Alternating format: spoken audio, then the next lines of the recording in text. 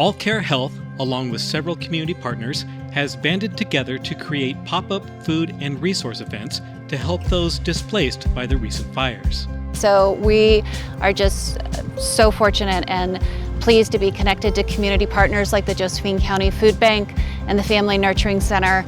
And within hours, we're able to pull up a pop-up food distribution site, as well as bring out some of the tangible items that we know that families may have left behind. Items to take care of infants and toddlers, clothing, feminine hygiene products, oral health products. So our plan is to be here and look for community need and hopefully set up again next week.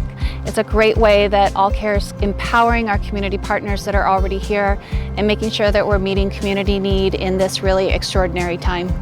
The pop-up food and resource event will take place Friday at the Josephine County Fairgrounds Commercial Exhibit Building from 11 a.m. to 1 p.m. and 5 p.m. to 7 p.m. All Care Health, the Josephine County Food Bank, the Family Nurturing Center, the Maslow Project, the Department of Human Services, UCAN, and other community partners will be on hand to help those in need get through this difficult and challenging time. For more information, call the Josephine County Food Bank at 541-479-5556.